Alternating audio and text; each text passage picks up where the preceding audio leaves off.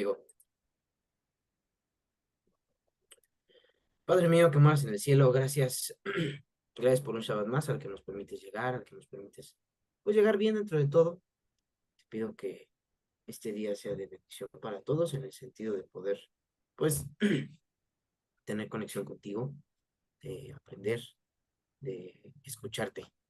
Y el día de hoy a través de esta clase te pido Dios que por favor aprendamos mucho, que, que nos permitas eh, aprender de ti y de lo que tú tienes planeado hacia con nosotros. Y que por favor guíes a Fer, como siempre, Dios, en el conocimiento que nos va a transmitir que tú le has revelado. Gracias, Dios, y en nombre de Yeshua es que pongo en tus manos este tiempo para que no haya distracciones ni impedimentos. Amén. Amén. Muchas gracias, Peter. Eh, Compartiré mi pantalla y si pueden confirmarme que todo se escucha bien o me escucho muy lejos o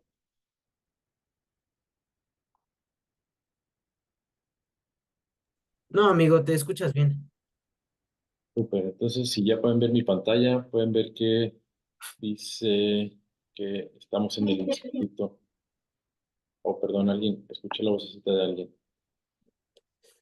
Creo que no, amigo. Ok. Bueno, pues bienvenidos nuevamente al Instituto Virtual descubrelabiblia.org. ¿Cuál es la diferencia de esta clase con que ustedes vayan directo al instituto? Pues la diferencia es que esta clase tratamos de adaptarla para jóvenes y al final incluimos una actividad.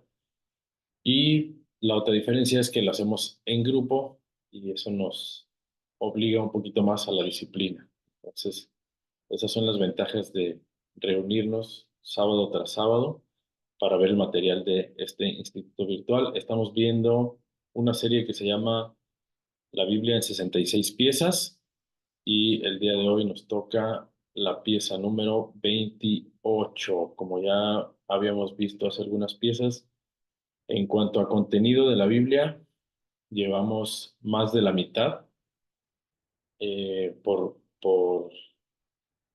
sí, por cantidad de contenido, de capítulos, versículos de la Biblia, etcétera. Páginas, si así lo queremos poner, páginas de la Biblia. Hemos pasado la mayoría, aunque no hemos llegado a la mitad de las piezas, pero ya vamos a ver que creo que a partir de Daniel fue que empezamos con libros ya de mucho menor extensión que los anteriores. No recuerdo si por ahí más adelante tenemos algún libro que tenga más de 14 capítulos. La semana pasada vimos Daniel que tiene 12. Los evangelios sí tienen un poquito más, igual Hechos, pero ya en general son libros que no tienen 150 capítulos como Salmos, aunque los Salmos son más cortitos, pero ya son libros más cortitos, entonces se nos va a ir eh, más rápido. Y las clases, pues yo supongo que van a ser también más condensadas. Pero bueno, el día de hoy nos toca la pieza de Oseas y por ahí está en la presentación también el logo de Teams para que lo recuerden, para que lo tengan en su mente fresco y que se sientan identificados con él. Recordamos el texto introductorio de esta serie. Dice, porque toda carne es como hierba y toda la gloria del hombre como flor de la hierba. La hierba se seca y la flor se cae, mas la palabra del Señor permanece para siempre. Y es por eso que sábado tras sábado nos reunimos para aprender la palabra de Dios, que es lo único que permanece para siempre. Durante la semana podemos estar eh, trabajando mentalmente en lo que nos forma a cada uno como personas, en nuestro criterio. Cada quien puede estar aprendiendo de su vida, formando su propio criterio en su mente. Sin embargo, si ese criterio no está fundamentado en la palabra de Dios, pues no va a permanecer para siempre, va a caerse como flor de la hierba y es por eso que semana tras semana tenemos que repasar para alinear lo que nosotros, el criterio que estamos formando alinearlo a la voluntad de Dios. Pues estamos repasando y retomando y justo el propósito de esta serie también es que nos demos cuenta que toda la Biblia es un mensaje unido, un mensaje que no tiene contradicciones, que no tiene una pues la idea de que Dios hace algo y luego cambia y luego primero escoge a Israel y luego escoge a alguien más. O sea, esto es lo que nos enseña la Biblia y justo el libro que vamos a ver el día de hoy es, yo creo que el recordatorio más importante y más, ¿cómo podríamos decirlo? Que de mayor aprendizaje que vamos ay, perdón, que vamos a tener en todo el recorrido de la Biblia para darnos cuenta de que Dios escogió a Israel, no lo va a cambiar, no lo cambió y no lo va a cambiar, y vamos a aprender por qué Dios se aferra tanto a, a su pueblo. Eh, Eso como introducción, vamos a ver un poquito de contexto del libro, vamos a regresar a, bueno, así a grandes rasgos, como siempre me gusta hacer un pequeño resumen, que Dios crea el universo, la humanidad se corrompe, desobedece, después Dios escoge a Noé para reiniciar con la humanidad, pero la humanidad se vuelve a corromper y entonces Dios escoge a un hombre que se llama Abraham para darle la promesa de que a través de él se va a renovar toda la humanidad otra vez y va a volver a estar en pacto con Dios, en unidad perfecta, y que a través de su descendencia iba a hacerse el cumplimiento de esta restauración de la relación de Dios con su pueblo o de Dios con la humanidad. Entonces, vimos que de Abraham sus descendientes llegan a Egipto porque hay hambre en la tierra y entonces ahí se quedan ya como esclavos. Dios los saca de Egipto. Vimos que Dios usó Egipto como una matriz, como una, eh, sí, pues como un lugar en donde se iba a multiplicar su pueblo, ya que está bien multiplicado y que necesita ser una nación por sí misma, se los lleva al desierto, les da el contrato matrimonial, que son los mandamientos que justo en el libro de Oseas vamos a tratar la relación, esta relación que estamos viendo de Dios con su pueblo, como una relación matrimonial y lo que hace el pueblo, la esposa en la noche de bodas, pues es ser infiel y también esto es lo que vamos a ver que Dios ejemplifica a través de la historia de Oseas, que el pueblo es infiel y pues Dios renueva el pacto, o sea, vuelve a darles otras tablas y les dice, bueno, vamos a intentarlo nuevamente y luego vimos la historia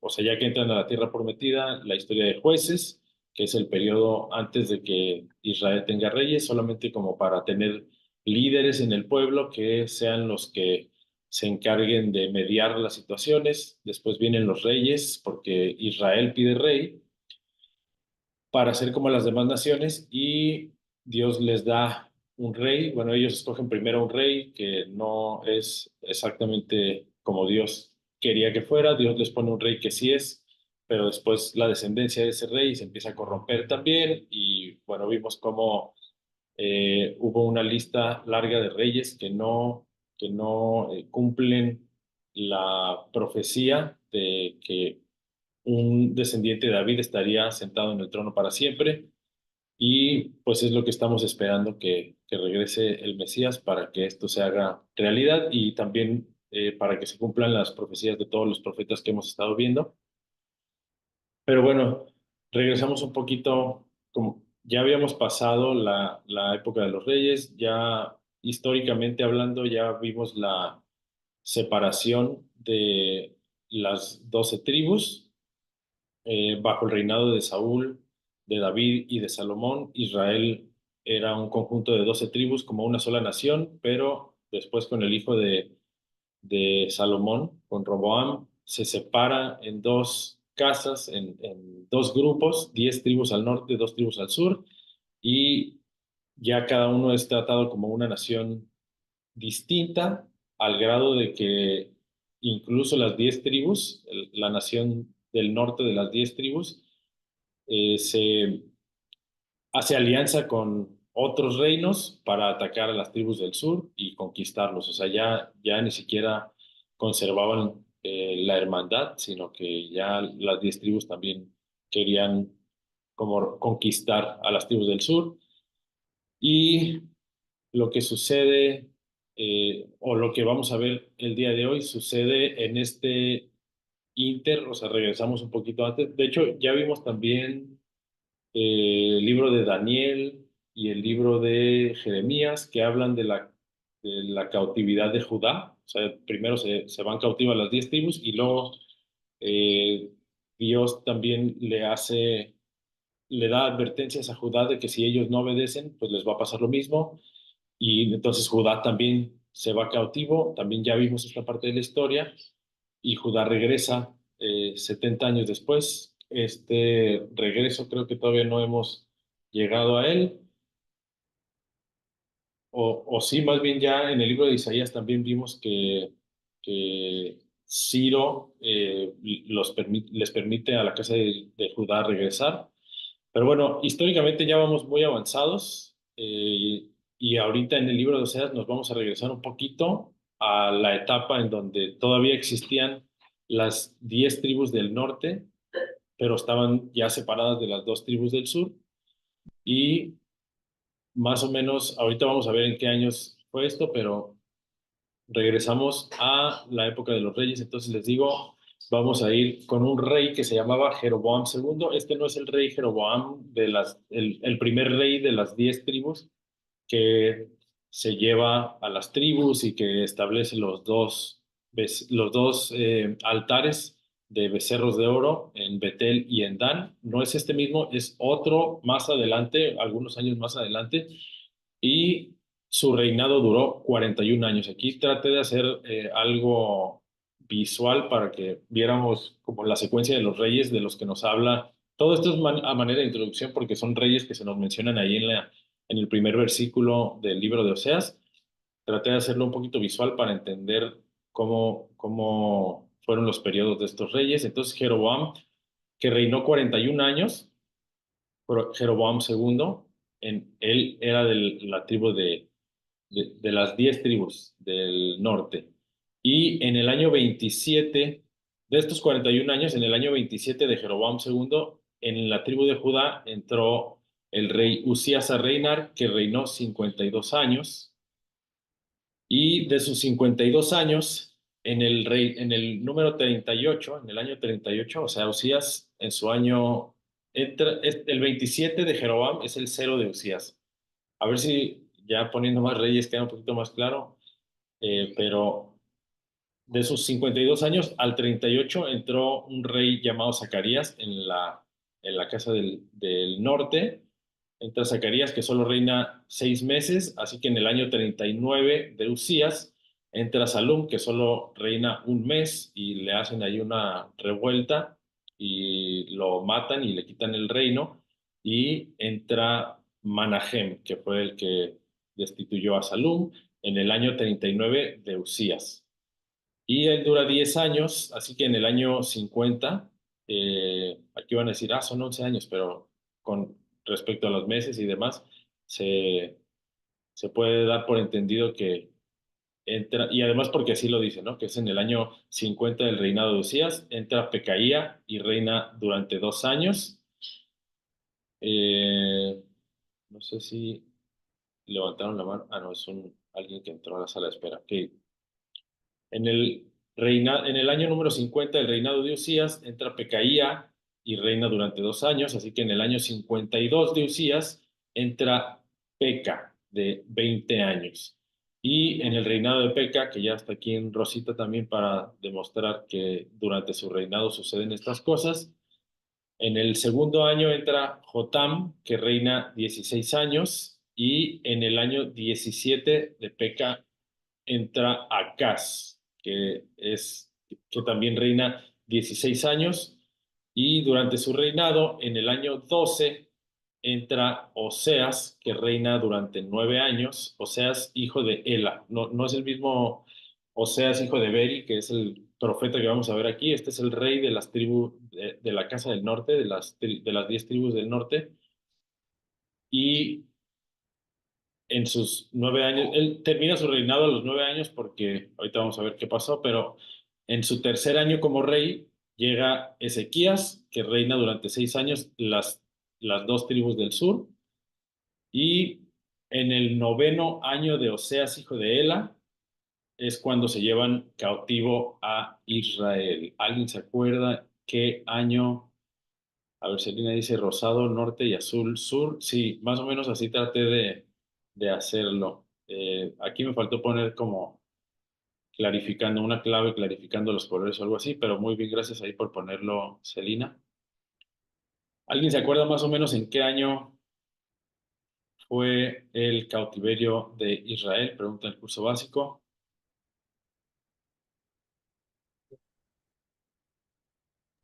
En el 722.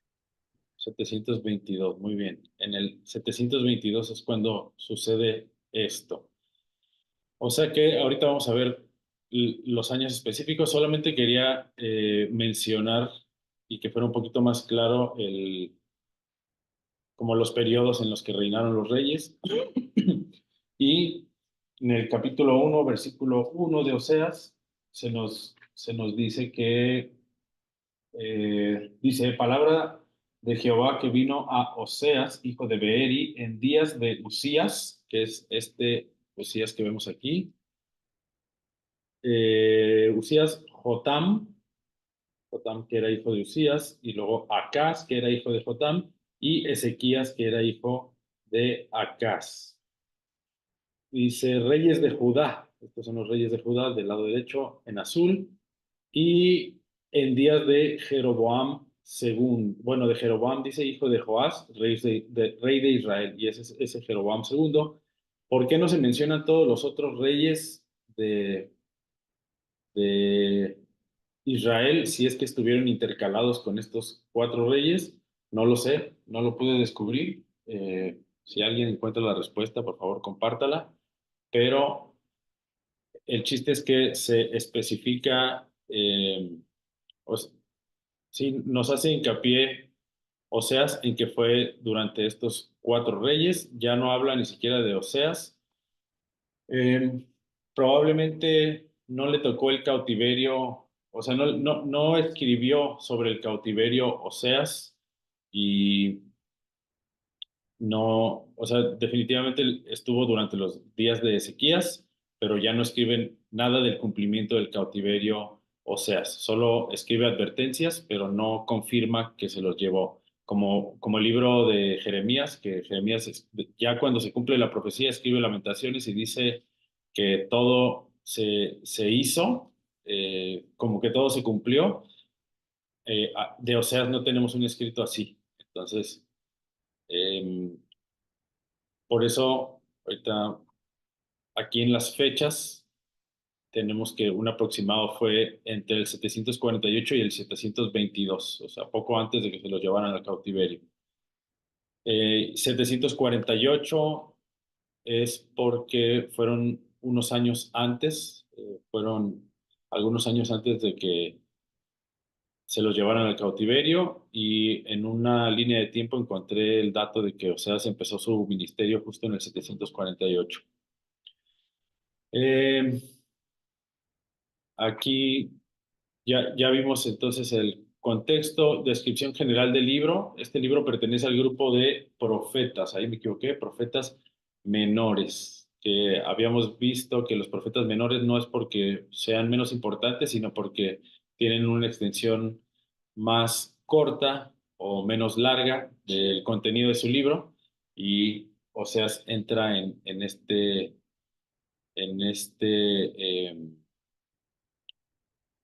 esta clasificación. También Oseas fue uno de los cuatro profetas enviados a la casa de Israel junto con Amós, Miqueas y Jonás. Creo creo que Jonás, aunque Jonás fue enviado a Asiria también. Eh, este libro es un resumen de la historia de amor entre Dios y su pueblo. Y también podríamos decir que este libro de Oseas es el resumen de toda la historia de la Biblia. O sea, si podríamos decir que la Biblia es la historia de amor entre Dios y su pueblo, que al final de cuentas eso es lo que vemos y lo que atestiguamos al recorrer toda la Biblia, que todavía nos faltan algunos libros, pero de los resúmenes que hemos visto, sabemos que al final Apocalipsis presenta la unión de Dios con su pueblo nuevamente como una boda. Entonces la Biblia en general es una historia de amor entre Dios y su pueblo y este libro es el resumen de toda la historia. Eh, si, si quisiera saber, o sea, si hay alguien que no quiera leer toda la Biblia o que no tenga tiempo, o sea, si pudiera empezar con un libro para saber de qué se trata toda la Biblia, como el resumen de toda la Biblia, y si Isaías es extenso, bueno, este es como un resumen incluso más pequeño de toda la Biblia. Y aquí está contenida la historia de amor de Dios y su pueblo.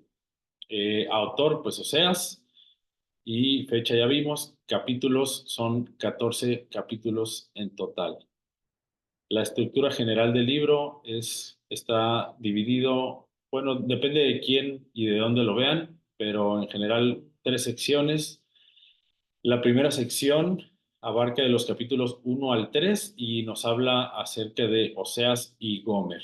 La sección 2, que son los capítulos 4 al 13, Dios utiliza eh, bueno, en los capítulos 1 al 3, donde Dios habla sobre Oseas y Gomer, también le dice a Oseas por qué tiene que casarse con esta mujer, porque Dios es quien le dice a Oseas con quién debe casarse y entonces Dios, tomando esta relación como referencia, ahora sí pasa a la sección 2, en donde explica y cómo desarrolla la infidelidad de Israel, ya señala lo que Israel está haciendo y las advertencias de Dios para esta infidelidad, o sea, como diciendo qué va a pasar si continúa por ese camino.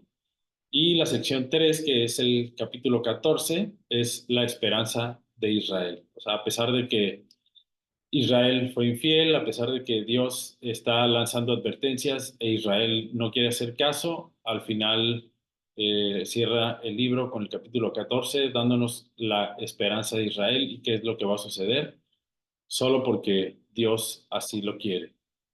Eh, entonces, si me acompañan a leer, solo como a manera de introducción, eh, el capítulo 1 dice palabra.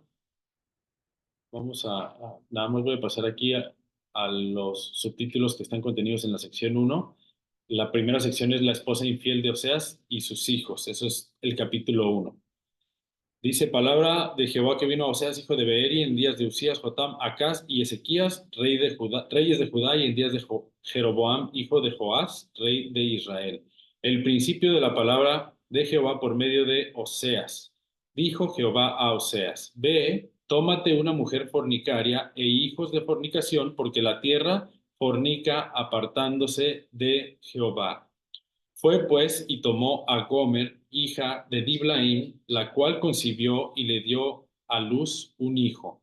Y le dijo Jehová, perdón, ponle por nombre Jezreel, porque de aquí a poco yo castigaré a la casa de Jehú por causa de la sangre de Jezreel y haré cesar el reino de la casa de Israel. Y en aquel día quebraré yo el arco de Israel en el valle de Jezreel. Concibió ella otra vez y dio a luz una hija y le dijo Dios: Ponle por nombre Lo Ruhamá, porque no me compadeceré más de la casa de Israel, sino que los quitaré del todo. Mas de la casa de Judá tendré misericordia, y los salvaré por Jehová su Dios. Y no los salvaré con arco, ni con espada, ni con batalla, ni con caballos, ni jinetes. Después de haber destetado a Lo Ruhamá, concibió y dio a luz un hijo. Y dijo Dios, ponle por nombre Lo-Ami, porque vosotros no sois mi pueblo, ni yo seré vuestro Dios. Con todo, será el número de los hijos de Israel como la arena del mar, que no se puede medir ni contar, y en el lugar en donde les fue dicho, vosotros no sois pueblo mío, les será dicho, sois hijos del Dios viviente. Y se congregarán los hijos de Judá y de Israel y nombrarán un solo jefe y subirán de la tierra porque el día de Jezreel será grande. Y aquí es como el resumen del resumen del resumen. Aquí está contenida toda la historia de lo que de lo que había sucedido y de lo que sucedería, ¿no? Habla de que Israel fue infiel y que Oseas, a través de su relación, o sea, a través de su vida práctica, tenía que ejemplificar lo que Dios iba a hacer con Israel. Él se casó con una mujer, de antemano Dios le dice que va a ser una mujer adúltera, que va a ser una mujer que le va a ser infiel. Oseas no tenía ninguna certeza de que su esposa le iba a ser fiel. Más bien, casi que estaba convencido de que le iba a ser infiel. Y aquí, déjenme ver qué pusieron en el chat. Cuando dice el día de Israel, se refiere cuando cae el reino del norte. Mm, el día de Jezreel, la palabra Jezreel tiene que ver con cosecha, y cuando dice que el día de Jezreel, el día de la cosecha será grande, ya se está refiriendo al día de cuando Dios saque la cosecha de su pueblo. O sea, ya como al final de los tiempos se está refiriendo. Y cuando dice que pone por nombre Jezreel, porque de aquí a poco yo castigaré a la casa de Jehú por causa de la sangre de Jezreel. Eh, Jehú fue un personaje que eh, no sé si se acuerdan de la historia del rey Acab y de Jezabel. Jezabel aconsejaba a su esposo de hacer cosas malas, de hacer templos a otros dioses y en general desviaron mucho al pueblo esta pareja. El rey Acab pues recibió muchas exhortaciones de parte de Dios a través del profeta Elías y Acab no quiso hacer caso. Hubo un episodio en donde sí hizo caso y Dios lo perdonó, pero en general hubo mucha desviación del pueblo, más de la que había habido antes. De hecho, creo que dice de Acab que nunca había habido, durante el reinado de nadie más, había habido tanta rebeldía en Israel. Y Jezabel, bueno, muere Acab y Jezabel pone a uno de los hijos de Acab como rey, pero al final estaba siendo Jezabel quien reinaba a través de su hijo. Y Dios unge a Jehú como rey y le dice que tiene que ir a cumplir la profecía que había dado Elías justo de que la carne de Jezabel iba a ser devorada por perros. Entonces llega ahí al palacio, le dice a uno de los eunucos que está ahí con Jezabel que quién está con él, lo avientan la avienta por la ventana y entonces ya ahí queda y los perros se comen su carne. Y después de eso, Dios le dice a Jehú también que tiene que acabar con toda la descendencia de Acab. Y Acab tenía 70 hijos y entonces Acab, digo, los hijos, perdón, Jehú lo que hace es en el valle de Jezreel justo matar a todos esos hijos. Y pues en el Valle de Jezreel hubo una matanza, y la primera matanza que hubo en el Valle de Jezreel, que había una viña ahí de un hombre que se llamaba, ahorita les digo cómo se llamaba, que ya no me acuerdo, Nacor, Nabot, ¿no? Nabot. Nabot, exacto, la viña de Nabot. Entonces, Acab hizo un capricho porque Nabot no le quiso vender su viña y entonces Jezabel le dijo, ¿cómo que no te va a vender su viña si tú eres el rey de Israel? O sea, ¿cómo no vas a conseguir lo que tú quieres? Y Jezabel hace un plan para am, nombrar, sí, para que nombren falsos testigos en contra de Nabot y entonces apedrean a Nabot ahí en Jezreel, y ahí es donde pues es la primer matanza, el primer derramamiento de sangre en Jezreel, y ya después viene todo lo demás. Aquí dice que en Oseas que va a juzgar a la casa de Jehú por causa de la sangre de Jezreel, y hará cesar el reino de la casa de Israel. Aquí no estoy seguro por qué, si Dios le pidió que acabara con la descendencia, probablemente el problema con esto fue que la muerte fue en Jezreel, y Jezreel no debía ser un lugar de muerte, y más bien la descendencia de Acab tenía que matarlo en otro lugar. Pero el chiste es que Dios dice que va a haber un juicio contra Jehú por la sangre que se derramó ahí. Y también pudiera ser porque Jezreel hizo todo lo que Dios le mandó. Dios lo ungió como rey y fue rey mucho tiempo, pero al final eh, se, como no cumplió totalmente lo que Dios le mandó, o sea, como que se apartó un poco, y también pudiera ser por esto que Dios iba a juzgar las acciones de Jehú, porque no, como que sus acciones, o sea, las muertes que él hizo no permanecieron santas porque al final se desvió, y entonces tenía que haber como pago por todas estas muertes. No, no estoy seguro por qué, cuál de las dos opciones pudiera ser. El chiste es que Dios al primer hijo le dijo que le pusieran Jezreel, porque iba a hacer juicio contra la casa de Jehú, y también porque tiene que ver con cosecha, y entonces, pues al final de los tiempos, la cosecha de Jezreel será grande, o sea que la cantidad de pueblo, la cantidad de hijos de Dios, la cantidad de hijos de Israel va a ser muy grande.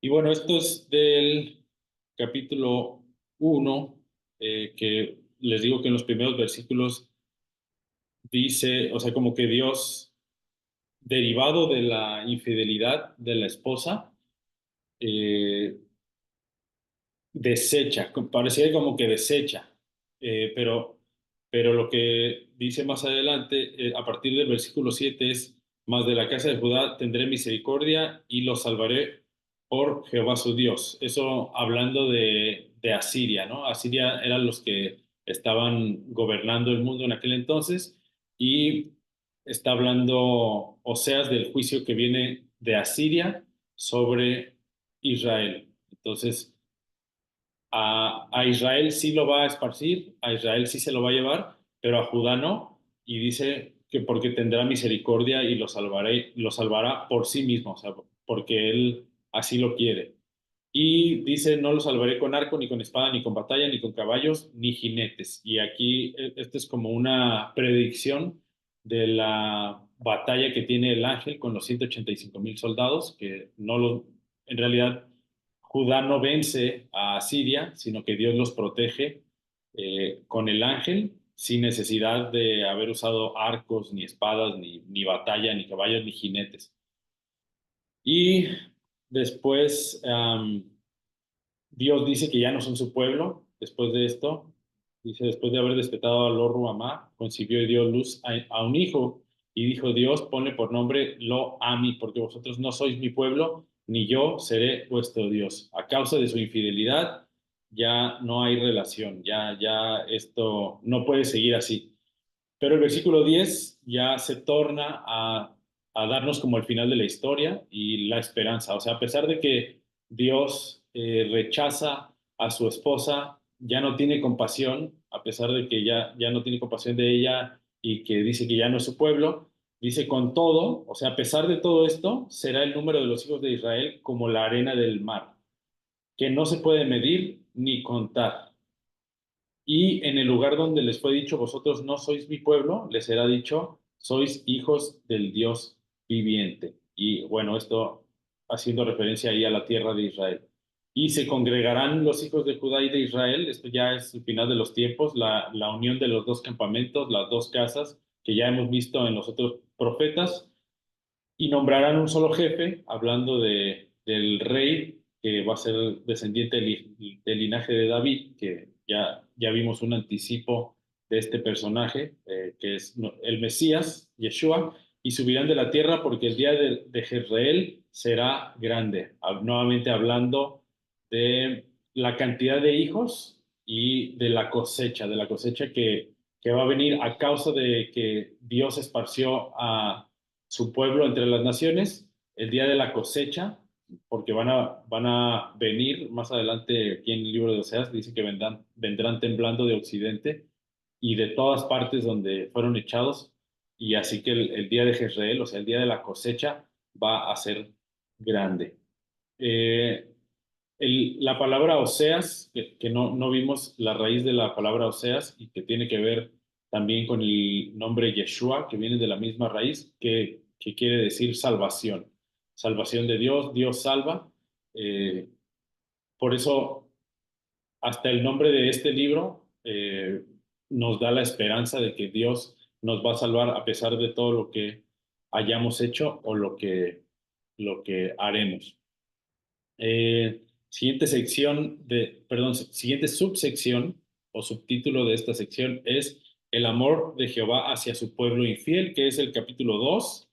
Y este también está cortito, me gustaría que lo leyéramos para que viéramos o sea, cómo es el amor de Dios hacia su pueblo a pesar de ser infiel. Y luego el capítulo 3 también probablemente lo leamos todo. Son 5 versículos. ¿Alguien quiere ayudarme a leer para no ser yo el único que lee? ¿Alguien quiere leer el capítulo 2 completo? Venga, Judith, por favor. ¿Todo de corrido o hago pausa en algún capítulo, en algún versículo? Todo de corrido está bien. Ok, dice, decid a vuestros hermanos Ami y a vuestras hermanas Ruama, contended con vuestra madre, contended, porque ella no es mi mujer ni yo su marido. Aparte pues sus fornicaciones de su rostro y sus adulterios de sus pechos, no sea que yo la despoje y desnude, la ponga como el día en que nació, la haga como un desierto, la deje como tierra seca y la mate de sed. Ni tendré misericordia de sus hijos, porque son hijos de prostitución, porque su madre se prostituyó, la que los dio a luz se deshonró, porque dijo, iré tras mis amantes que me dan mi pan y mi agua, mi lana y mi lino, mi aceite y mi bebida. Por tanto, he aquí, yo rodearé de espinos su camino y la cercaré con seto, y no hallará sus caminos. Seguirá a sus amantes y no los alcanzará, los buscará y no los hallará. Entonces dirá, iré y me devolveré a mi primer marido, porque mejor me iba entonces que ahora. Ella no reconoció que yo le daba el trigo, el vino y el aceite, y que le multipliqué la plata y el oro que ofrecía a Baal. Por tanto, yo volveré y tomaré mi trigo a su tiempo y mi vino a su sazón, y quitaré mi lana y mi lino que había dado para cubrir su desnudez. Y ahora descubriré yo su locura delante de los ojos de sus amantes, y nadie la librará de mi mano. Haré cesar todo su gozo, sus fiestas, sus lunas nuevas y sus días de reposo, y todas sus festividades, y haré talar sus vides y sus higueras, de las cuales dijo, mis salarios son, salario que me han dado mis amantes, y las reduciré a un matorral, y las comerán las bestias del campo. Y la castigaré por los días en que se incestaba a los Baales, y se adoraba de sus zarcillos y de sus joyeles, y se iba tras sus amantes y se olvidaba de mí, dice Adonai. Pero he aquí que yo la traeré y la llevaré al desierto y hablaré a su corazón y le daré sus viñas desde allí y el valle de Acor por puerta de esperanza, y allí cantará como en los tiempos de su juventud y como en el día de su subida de la tierra de Egipto. En aquel tiempo, dice Adonai, me llamarás Ishi y nunca más me llamarás Baali, porque quitaré de su boca los nombres de los Baales y nunca más se mencionarán sus nombres. En aquel tiempo haré para ti pacto con las bestias del campo, con las aves del cielo y con las serpientes de la tierra. Y quitaré de la tierra arco y espada y guerra, y te haré dormir segura. Y te desposaré conmigo para siempre, te desposaré conmigo en justicia, juicio, benignidad y misericordia. Y te desposaré conmigo en fidelidad, y conocerás a Adonai. En aquel tiempo responderé, dice Adonai, yo responderé desde los cielos, y ellos responderán a la tierra y la tierra responderá al trigo, al vino y al aceite, y ellos responderán a Jezreel. Y la sembraré para mí en la tierra, y tendré misericordia de lo Ruama, y diré a Loami, tú eres pueblo mío, y él dirá, Dios mío. Muchas gracias, Judith.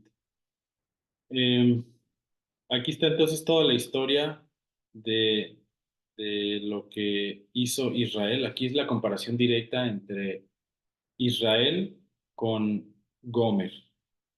Eh, entonces, dice, su madre se prostituyó, la que los dio a luz se deshonró porque dijo, iré tras mis amantes. O sea, aquí a pesar de que ya estaba casada con Oseas, Gomer se va tras los amantes y va por una razón específica, porque cree que le va mejor eh, con los amantes que lo que le va con su esposo. O sea, probablemente le parezca aburrida, tediosa la vida con su esposo y dice, me voy a ir tras mis amantes porque seguro esa es una mejor vida. Y eso fue lo que pasó con Israel, que Dios los puso como, o sea, Dios los escogió, los puso en la tierra prometida y los colocó como ejemplo para las demás naciones, como ejemplo de prosperidad, como ejemplo de civilización, como ejemplo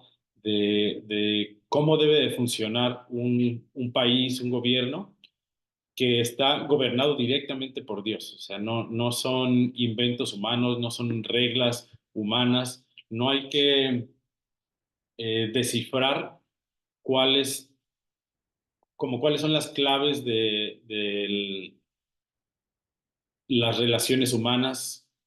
Eh, Preguntan, soy Jair, ¿cuál es el versículo? El versículo que leí ahorita dice, es el capítulo 2 versículo 5. No hay que descifrar ya cuál es el secreto del comportamiento humano para saber cómo armonizar unos con otros. Ya no hay que definir constitución política para saber cuáles normas son buenas o cuáles son malas.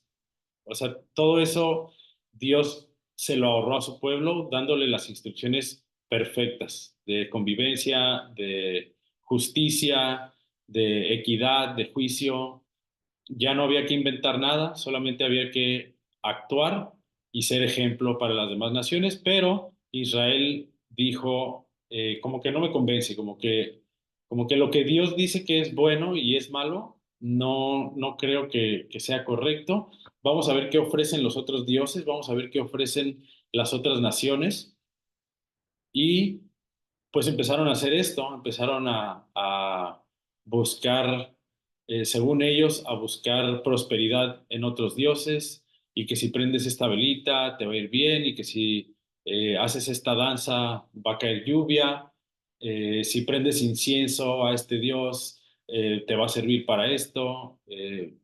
En general empezaron a hacer las cosas que los demás hacían y pasaron a segundo término la confianza en Dios, porque todas esas cosas, los frutos a su tiempo, los granos que crecían de la tierra, todo lo que sucede alrededor, tenía que confiar Israel en que era Dios quien estaba haciendo eso, pero a pesar de que Dios seguía siendo quien lo hacía, Israel creía que eran sus amantes, Israel creía que eran los dioses de otras naciones. Y esto fue lo triste, esto fue lo que llevó a Dios a utilizar a Oseas y decirle que se casara con una mujer adúltera para demostrar lo ilógico que es, en este caso para Gomer, lo ilógico que era creer que sus amantes eran quien les daba todo, porque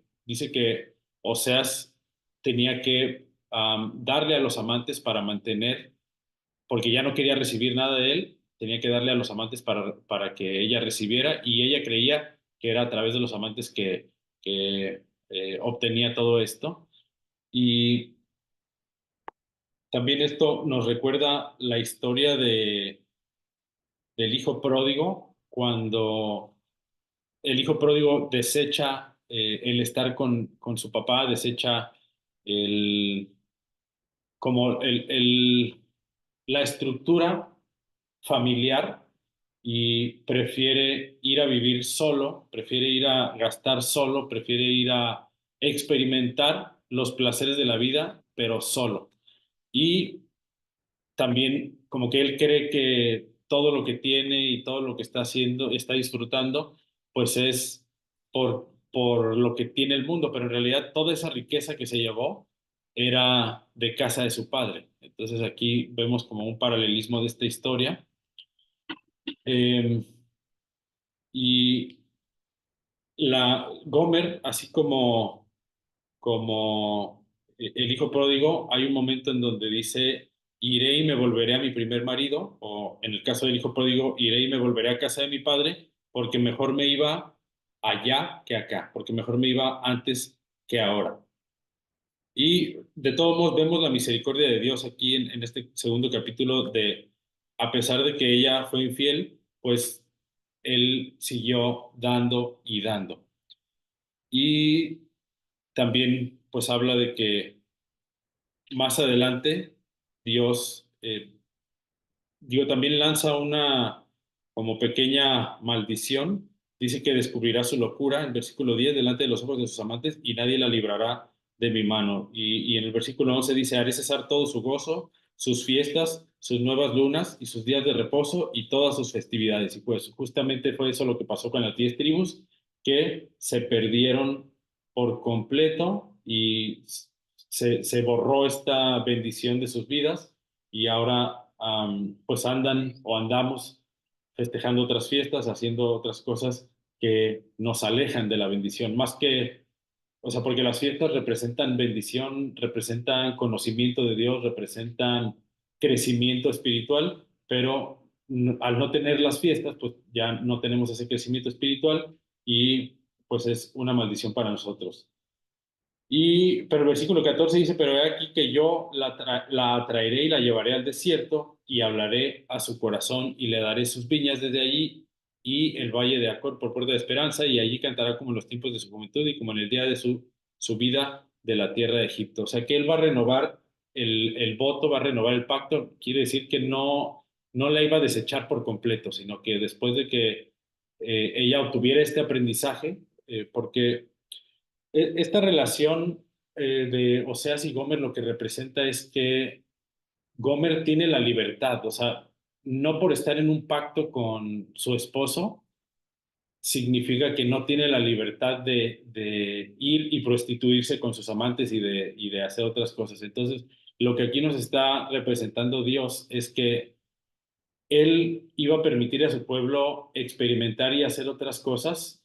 Por supuesto que siente celos, por supuesto que le duele, pero no puede forzar, para que sea amor, para que la relación se base en amor, no puede forzar a Israel a no hacer eso. O sea, no podía amarrar a su esposa para que no fuera a fornicar, para que no fuera a adulterar. Entonces, asimismo Dios no, o sea, es un pacto que consiste en amor, no simplemente eh, nos amarra y no nos da opción, sino que hay opciones y la idea es que experimentes las opciones, así como el hijo pródigo que va y experimenta y vuelve en sí y se da cuenta de que cometió un error, de que en realidad la verdadera felicidad o la verdadera satisfacción está en estar cerca, o sea, tener una relación. Eh, el hijo pródigo cuando se va, gasta su herencia, dice que se queda solo porque ya las amistades pues ya no tiene nada que ofrecerles y las amistades eran por conveniencia. Eh, entonces se da cuenta de que está solo, esa soledad le pesa y decide ir, al menos en casa de su padre iba a tener compañía, algo que ya no tenía estando lejos. Y de la misma manera, Gomer en realidad no tiene una relación con los amantes, es conveniencia. El amante recibe placer, ella recibe dinero, recibe beneficios, pero no hay o sea, no experimenta el amor, no puede experimentar el amor, no puede experimentar que alguien quiera estar con ella por realmente querer, por realmente decidirlo. Y entonces dice, pues me iba mejor con mi primer esposo, porque al menos él estaba conmigo por decisión. y seguro,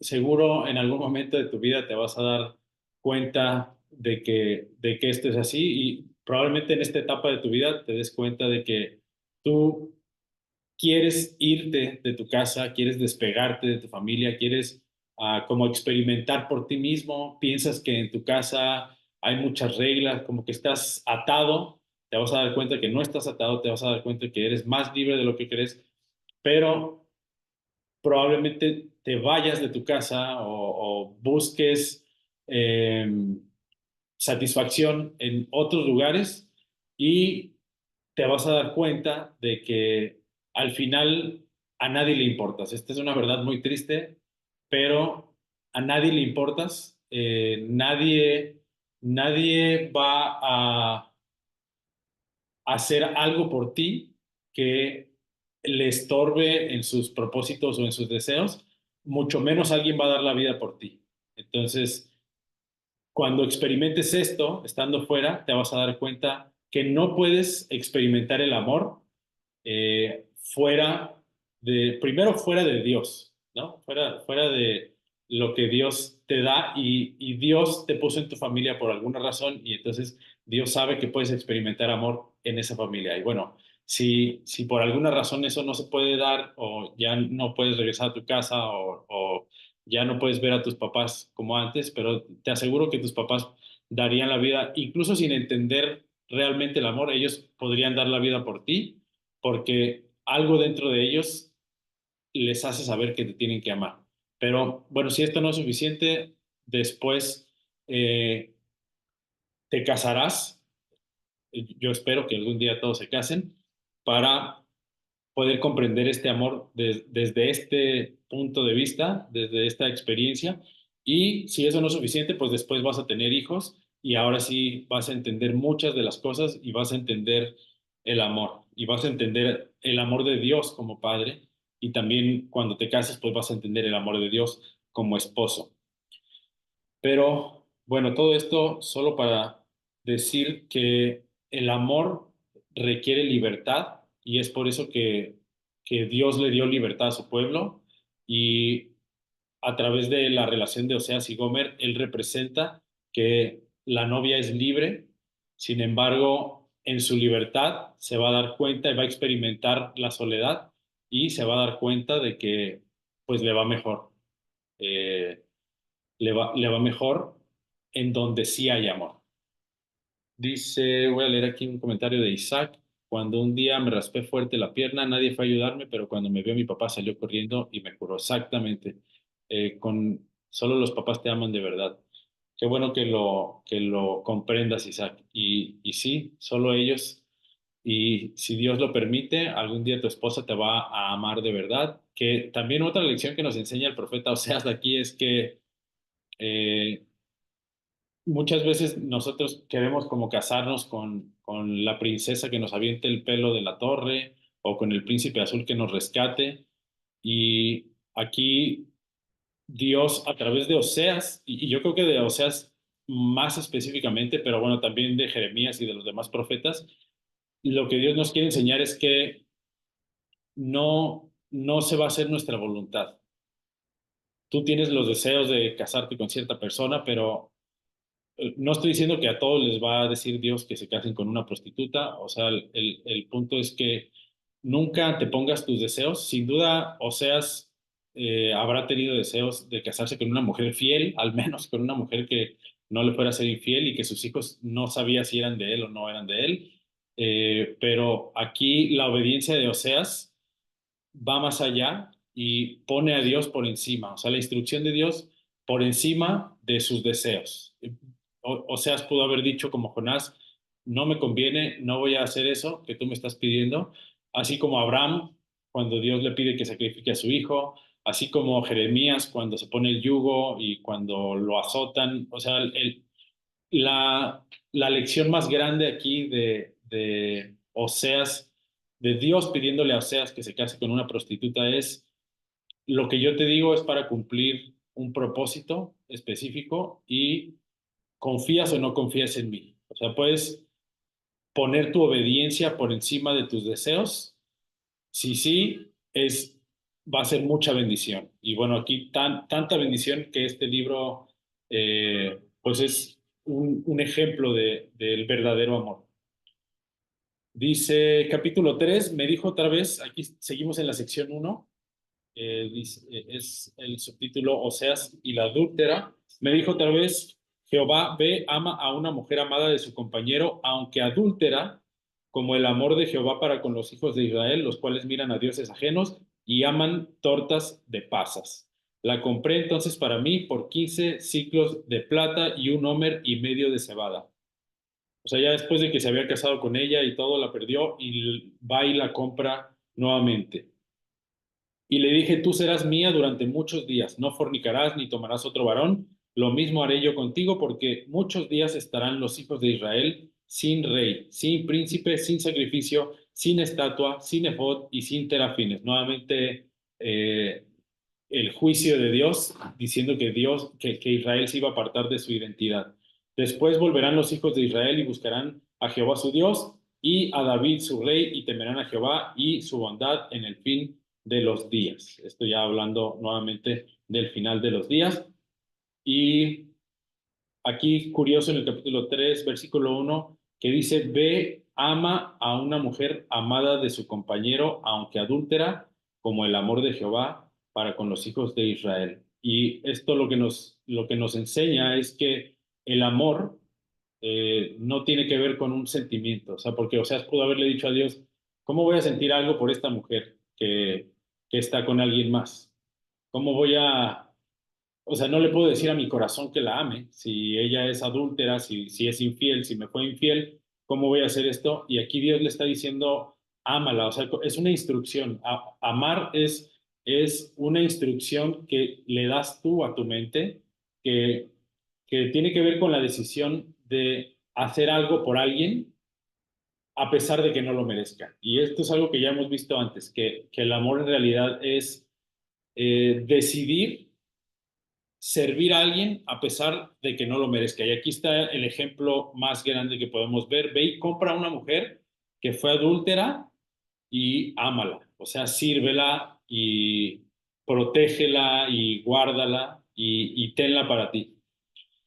Entonces, esto es lo que nos enseña esta primera sección del libro de Oseas. La segunda sección son todos estos subtítulos. Vamos a repasarlos rápido. Controversia de Jehová con Israel. Aquí es ¿cuál es el problema que Dios tiene con Israel? Castigo de la apostasía de Israel. Sin duda, Israel comete apostasía.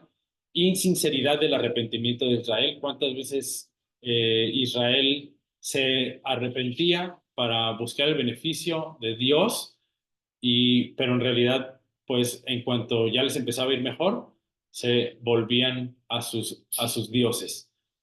Luego, iniquidad y rebelión de Israel, continúa la rebelión de Israel, reprensión de la idolatría de Israel. Israel estaba plagado de idolatría desde Jeroboam primero, que fue el que instituyó bueno, incluso desde antes, desde Salomón, que se casó con muchas mujeres extranjeras y que cada una trajo a sus dioses de su tierra, pero siguió acrecentándose la idolatría en Israel, nunca paró, sino que fue en aumento. Castigo de la persistente infidelidad de Israel, ahí Dios ya les dice en el capítulo 9 qué es lo que va a pasar, y aquí vamos a meternos a leer en este capítulo 9 un poco del castigo de la infidelidad de Israel. Dice... No te alegres, oh Israel, hasta saltar de gozo como los pueblos, pues has fornicado apartándote de tu Dios. Amaste salario de ramera en todas las eras de trigo. La era y el lagar no los mantendrán y les fallará el mosto. No quedarán en la tierra de Jehová, sino que volverá Efraín a Egipto y a Asiria, donde comerán vianda inmunda. Aquí ya le está diciendo que no se van a quedar en esa tierra, sino que se van a ir a otras tierras. No harán libaciones a Jehová, ni sus sacrificios les serán gratos. Como pan de enlutados les serán a ellos. Todos los que coman de él serán inmundos. Será pues el pan de ellos para sí mismos. Ese pan no entrará en la casa de Jehová. ¿Qué haréis en el día de la solemnidad y en el día de la fiesta de Jehová? Porque aquí se fueron ellos a causa de la destrucción. Egipto los recogerá, Memphis los enterrará. La ortiga conquistará lo deseable de su plata y espino crecerá en sus moradas. Ya va a quedar desierta la tierra. Vinieron los días del castigo, vinieron los días de la retribución, e Israel lo conocerá. Necio es el profeta, insensato es el varón de espíritu, a causa de la multitud de tu maldad y grande odio. Vamos a saltarnos a el versículo 10, como uva en el desierto, como uvas en el desierto allá Israel, como la fruta temprana de la higuera en su principio, vi a vuestros padres. Ellos acudieron a Baal peor, se apartaron para vergüenza y se hicieron abominables como aquello que amaron. La gloria de Efraín volverá cual ave, de modo que no habrá nacimientos ni embarazos ni concepciones. Y si llegaran a grandes sus hijos, les quitaré de entre los hombres, los quitaré de entre los hombres, porque hay de ellos también cuando de ellos me aparte. Efraín, según veo, es semejante a Tiro, situado en lugar delicioso, o sea, en un buen lugar, pero Efraín sacará a sus hijos a la matanza. Dales, oh Jehová, lo que les has de dar, dales matriz que aborte y pechos enjutos. Toda la maldad de ellos fue en Gilgal, allí pues les tomé aversión por la perversidad de sus obras, los echaré de mi casa. No los amaré más, todos sus príncipes son desleales. Efraín fue herido, su raíz está seca, no dará más fruto. Aunque engendren, yo mataré lo deseable de su vientre. Mi Dios los desechará porque ellos no lo oyeron y andarán errantes entre las naciones. Aquí la maldición entonces dice que la tierra va a quedar desolada y que van a ser dispersos, van a perder su identidad y que Dios los va a echar de su casa, que van a andar errantes entre las naciones sin saber si son de aquí o de allá. Y luego, más adelante, dice, hay una maldición que dice que, que van a comer, pero no se van a saciar, o sea, como que nunca van a estar satisfechos. Y eso que sentimos en nuestros días de tener, de querer tener y de que por más que tengamos nunca nos saciamos, está escrito aquí, está profetizado y también dice que aunque forniquen, no se multiplicarán. O sea, que no, como que no vamos a ser benditos y va a parecer que no nos multiplicamos porque no, o sea, no se continúa con la herencia de Efraín, con eh, la obediencia que tenemos que darle a Dios, que nos mantiene nuestra identidad. Y bueno, ese es el castigo. Dice que Dios se compadece de su pueblo. O sea, a pesar de que no se arrepiente Israel, Dios se compadece de su pueblo. Luego dice que Efraín es reprendido por su falsedad y opresión. Y vamos a leer el capítulo 12, que es ese subtítulo, nada más rápidamente, es muy cortito. Dice, esto es para que sepamos qué es lo que Dios le echa en cara a Efraín. Efraín se apacienta de viento y sigue al solano. Mentira y destrucción aumenta continuamente, porque hicieron pacto con los asirios y el aceite se lleva a Egipto. Pleito tiene Jehová con Judá para castigar a Jacob conforme a sus caminos. Le pagará conforme a sus obras. En el seno materno tomó por el calcañar a su hermano y con su poder venció al ángel y prevaleció. Lloró y le rogó en Betel, le halló y allí habló con nosotros. Mas Jehová es Dios de los ejércitos, Jehová es su nombre. Tú pues vuélvete a Dios, guarda misericordia y juicio y en tu Dios confía siempre. Esto es lo que nos está pidiendo Dios, es volvernos a Él, guardando misericordia y juicio, porque ahí nos decía que mentira y destrucción aumentan constantemente. Estamos llenos de mentira, de destrucción, de división, y lo que Dios dice es que para volverte a Él es necesario guardar misericordia y juicio. ¿Y de dónde vamos a sacar eh, el conocimiento de la misericordia y del juicio, sino de sus mandamientos. Y la otra parte que dice, y en tu Dios confía siempre. Lo que Dios quiere que hagamos es que confiemos en Él siempre. La razón por la que Israel pedía a otros dioses y que se le contó como infidelidad es porque no confiaba en Dios por completo. Tenía la cosquillita, tenía la curiosidad de saber por qué los otros pueblos confiaban en sus dioses y entonces empezaron ellos a confiar en otros dioses, creyendo que ellos eran quienes les daban lo que recibían y lo que sí, o sea, a pesar de que Dios era quien les estaba dando, lo que sí se salió de su lugar fue la confianza en Dios. Entonces empezaron a confiar en otras cosas y también es un llamado a que nosotros hagamos introspección, reflexión y nos preguntemos si realmente confiamos en Dios, en todo. O sea, si realmente estamos poniendo nuestra confianza tanto en el sustento, o sea, confiamos en Dios en que Él es quien nos da el sustento, o confiamos en que nosotros, nuestros títulos, nuestra disciplina, nuestra constancia, eh, confiamos en que eso es lo que nos da nuestra capacidad, eso es lo que nos da el sustento, eso es lo que nos da lo que tenemos, o confiamos en que obrando a través de lo que Dios dice, Él es el que nos da el sustento. O sea, no digo que no hay que ser disciplinados, no digo que no hay que trabajar duro, sino que entendamos que lo hacemos para Dios, así como dijo el apóstol Pablo, hagamos todo como para Dios y entonces Él es el que se encarga de sustentarnos, pero nuestra fidelidad y nuestra confianza es para con Dios y no para nosotros, creyendo que es por nuestra capacidad que conseguimos el sustento.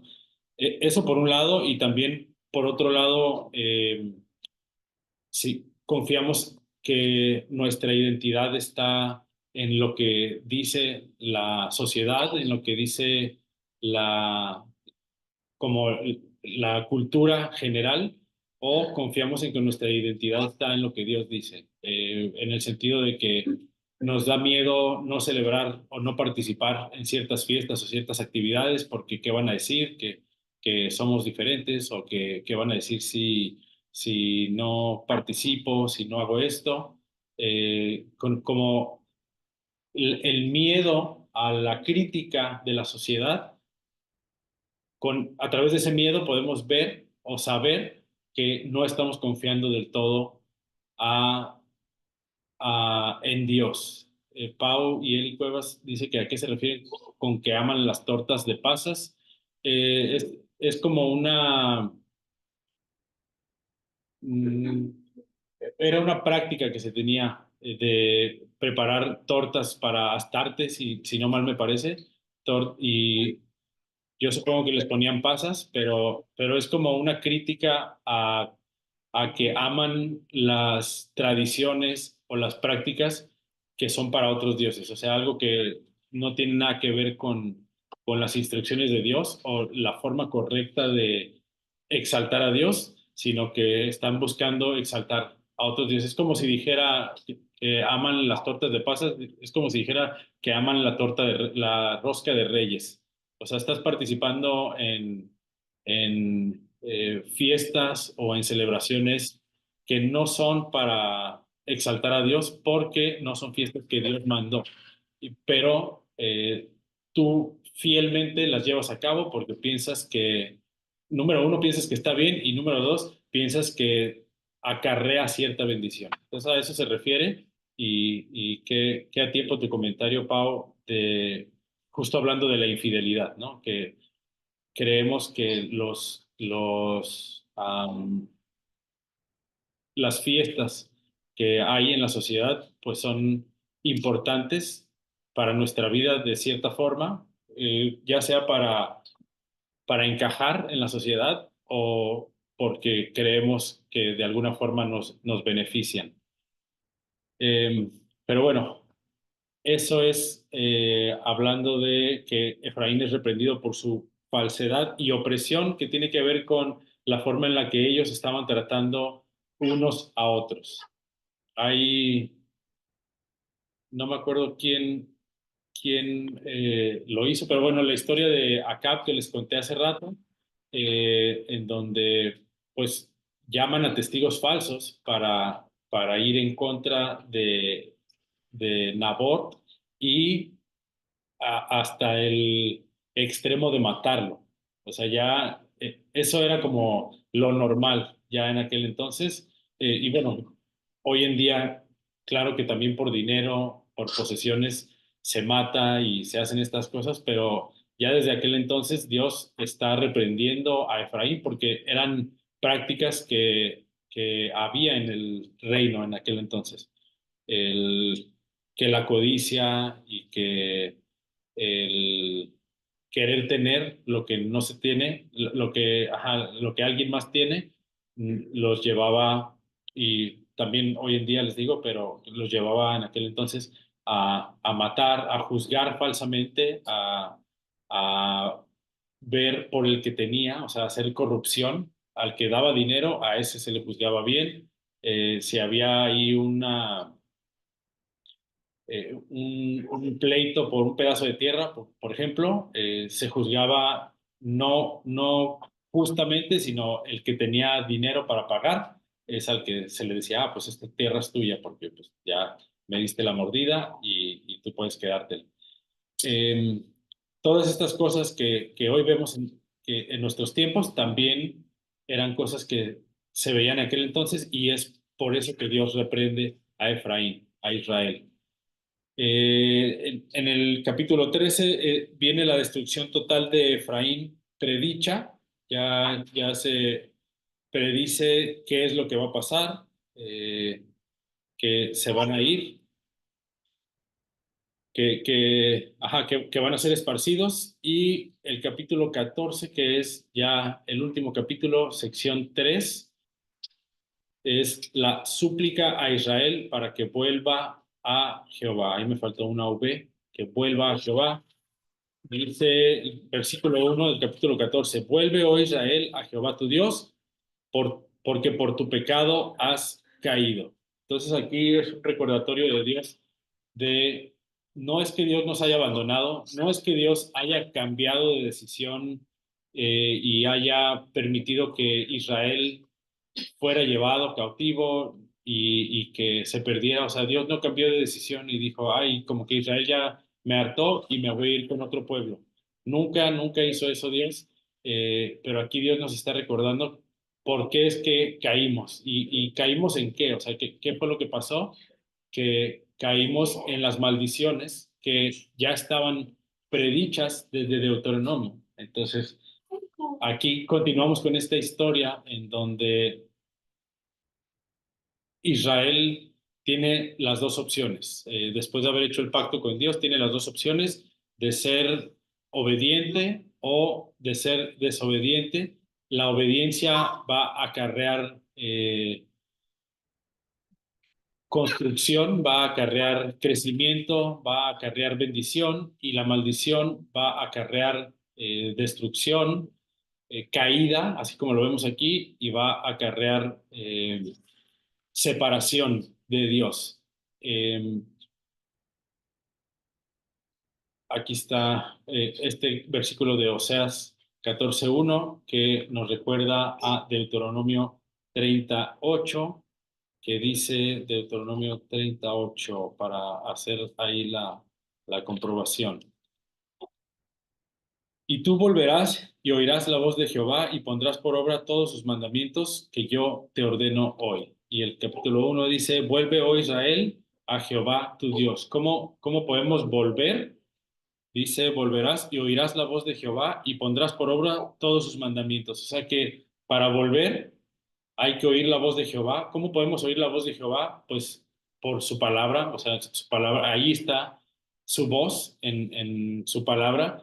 Y no solo oír, sino pondrás por obra todos sus mandamientos que yo te ordeno hoy. O sea que la obediencia es parte crucial y es un punto clave de la de la vuelta, de Teshuvah, de hacer Teshuvah, de regresar a Dios. Eh, entonces, como recapitulando, la desobediencia nos aleja de Dios, la obediencia nos acerca y específicamente en este libro, estas frases las vemos como la desobediencia nos hace caer, como vimos en Oseas 14:1, y la obediencia nos libera. La obediencia nos hace caer en cautividad. O sea, en lo que pasó aquí como no hicieron caso a las palabras de Oseas, lo que hicieron fue caer en cautividad y el contraste de esto es que la obediencia nos libera, que nos hace libres, que nos hace una nación libre, que nos hace ser eh, una nación bajo el reinado del Mesías y solo del Mesías, que es el único, como vimos ya en las historias del Hijo Pródigo y de Gomer, es el único que nos va a reinar con amor, que no nos va a reinar buscando el beneficio propio, porque lo que hacían las otras naciones era, eh, es un pleito, no es porque yo soy bueno y quiero reinar sobre todos porque me parece que tengo una buena forma de reinar y puedo hacer justicia. O sea, el motivo por lo que los imperios crecían y subyugaban a otros reinos era porque querían obtener el beneficio de los impuestos y de las riquezas que había en las otras tierras. El único rey que no nos va a reinar queriendo sacar un beneficio de nosotros, pues es el Mesías. Entonces, por eso dice que la obediencia nos libera. Y algo que aprendimos también en este libro de Oseas es que también vemos reflejado aquí en esta parte en donde Dios, a través de Deuteronomio, nos hace saber que Él pone delante de nosotros la vida y la muerte, es que el amor, o sea, para que nosotros sirvamos a Dios con amor verdadero, necesitamos tener libertad. Entonces, por eso Dios nos demuestra a través de la relación de Gomer y de Oseas que se requiere de la libertad. ¿Qué hicimos nosotros con esa libertad como Gomer? Pues nos descarriamos, nos fuimos tras los amantes, nos fuimos a despilfarrar la herencia, a despilfarrar la manutención, pero así como el amor verdadero, que la parte de Dios es esa, que Él decide continuar amándonos, decide continuar viendo por nuestro beneficio y lo que nosotros tenemos que hacer al ver el amor de Dios, o lo que podemos hacer al ver el amor de Dios, es corresponder a ese amor, porque no hay forma, o sea, no es por obligación que vamos a voltear y tratar de obedecer, sino por el por darnos cuenta del amor tan obstinado que tiene Dios hacia nosotros y que no nos desechó. Ya fuimos a malgastar la herencia, ya fuimos a estar con los amantes y a pesar de eso, Dios sigue ahí para nosotros, Dios sigue ahí siendo fiel a su palabra, siendo fiel a sus promesas de que algún día vamos a poder tener acceso nuevamente a la vida eterna, a no morir, a estar en armonía perfecta con Él y bajo el reinado de Yeshua y estar en armonía perfecta con todos los seres humanos que decidan ser parte de Israel. Y al darnos cuenta de eso, entonces lo único que nos queda es tomar la decisión de amarlo también. ¿Y cómo vamos a amar a Dios?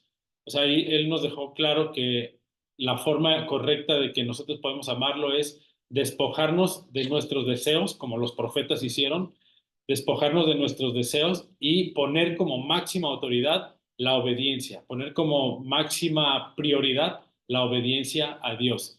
Y si el ejemplo de los profetas no fuera suficiente, está el ejemplo de nuestro rey, o sea, de quien va a ser nuestro rey, de quien ya debería ser nuestro rey en nuestro día a día, de que él no hizo su voluntad. Seguro para él hubiera sido mucho mejor reinar directo. ¿Quién no preferiría simplemente recibir la promesa y decir, sabes qué, tú vas a ser rey un día? Ah, pues ya, venga, háganme rey. Pero vas a tener que sufrir primero, como el rey David, como Yeshua, vas a tener que sufrir primero. Híjole, pues como que la piensas, ¿no? Así como Oseas también seguro la pensó de cuando Dios le dijo que se fuera a casar con una prostituta, como que la piensas, pero ahí es donde está la decisión de realmente darle la prioridad a Dios y de amarlo, en decir, eh, esto es lo que yo quiero, Dios, pero que se haga tu voluntad y no la mía. Y esto, pues como ejemplo, derivado del ejemplo de nuestro Mesías. Hasta aquí la pieza del día de hoy, pieza 28, Oseas. Espero que hayan aprendido bastante. A mí me encantó siempre que un libro habla de amor, sobre todo con el entendimiento que tenemos ahora de que el amor no es un sentimiento, sino que es una decisión de actuar en beneficio de alguien por sobre lo que yo quiero. Así es como le manifiestas tu amor a alguien. Eh, Creo que fue un libro bastante provechoso y no por nada está contenida toda la historia de la Biblia aquí y no por nada es una historia de amor, o sea, está reflejada en una historia de amor. No sé si alguien tiene preguntas, comentarios y si no, podemos pasar a la actividad que déjenme checar mientras alguien se anima a tener un, Bye una pregunta. Ahorita. bye. Bye, Oscar. Ok, aquí está. Listo. Tengo. A ver si les puedo compartir. ¿Qué quieren hacer? ¿Quieren llevárselo de tarea? Es un crucigrama. ¿Quieren llevárselo de tarea o quieren que les dé unos 5 minutitos para que lo contesten aquí en pantalla?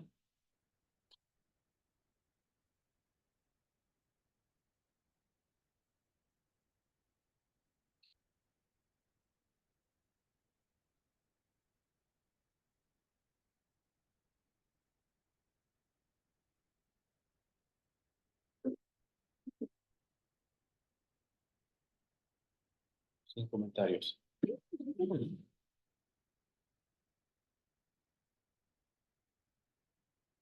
Eh, Igual y voy a compartir pantalla. Si quieren anotarlas, o pueden ser las preguntas nada más. Más bien las respuestas. Un crucigrama. Buena pregunta, Isaac. No sé si por allá se conozca con otro nombre. Seguro sí lo conoces, pero debe de ser con otro nombre. Ahorita lo pongo en pantalla para que lo veas. Celina dice como cuando David se casó con Abigail, la esposa del malvado Nabán, cuando murió. Ok, Celina dice que mejor de tarea. Si quieren, se los mando entonces al grupo de Telegram.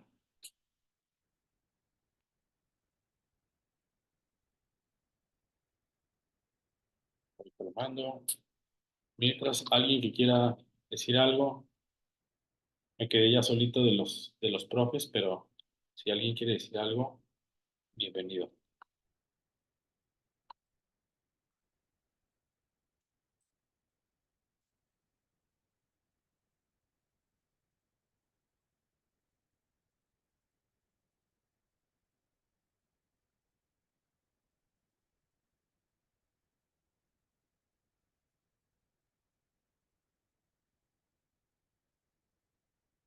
Bueno, si no hay más, ya está el crucigrama ahí en el grupo, en el canal de Teams DLB. Por favor, quien quiera contestarlo, mande la foto ahí, si pueden imprimirlo y si no, solo manden las respuestas.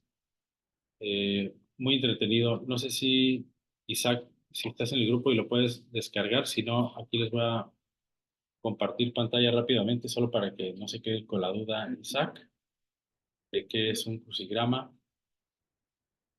Aquí está. Un crucigrama es este tipo de juego o actividad donde pones una letra en cada cuadrito y cada número, ahí te dice en qué dirección está la palabra. Por ejemplo, si te vas abajo a donde están las preguntas, dice down, que quiere decir hacia abajo. Dice rey de la Casa del Sur en la época cuando Asiria conquistó Samaria. Y entonces te vas aquí a la 2 y la 2 es hacia abajo, aquí te tiene que caber la respuesta. Y después esta tiene que cuadrar con esta palabra de acá, que es across, que quiere decir como a- lateral, como es una palabra horizontal. Profeta que se casó con una mujer adúltera, y entonces tiene que cuadrar aquí la respuesta con la letra que pones acá. A ver qué dice.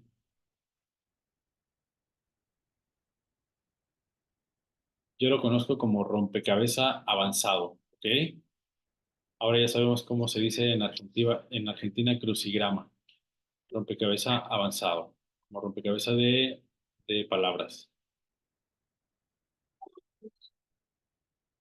Ok, en el grupo falta abrir el espacio. Oye, sí, me falta, ahorita voy a poner que no puse el libro de Daniel, ahorita lo voy a poner ahí, los apuntes del libro de Daniel, que ya más bien cada vez pongo así como esperanza, porque ya casi nadie pone sus apuntes, ya nada más es así, porque si alguien de casualidad quisiera poner sus apuntes, ahí sigue existiendo el espacio y la clase también la voy a subir al ratito voy a subir las dos clases, pero que anduve de viaje y no me llevé esta computadora que estoy usando y entonces no pude subir la clase, pero hoy subo ambas clases. Ahí ya pusieron ya le soplaron una respuesta en el grupo. Bueno, si nadie tiene algo más que decir, voy a dejar de compartir pantalla. Espero que se diviertan con la actividad. Muchas gracias por haber estado aquí el día de hoy. Deseo que tengan un muy bonito Shabbat y más que bonito, eh, muy benéfico, que crezcan mucho espiritualmente y aunque no crezcan mucho, que crezcan poquito, pero que se acerquen más a Dios. Shabbat Shalom a todos. Nos vemos la próxima semana. Pau Cuevas, ahí ahorita le mando un mensaje a Rachel, pero no se te olvide, tú si puedes también, mándale uno. Shabbat Shalom. Nos Gracias por la vemos. clase, Fer. Shabbat Gracias shalom. a Dios. Gracias, Fer. Shabbat Shalom. Shabbat shalom.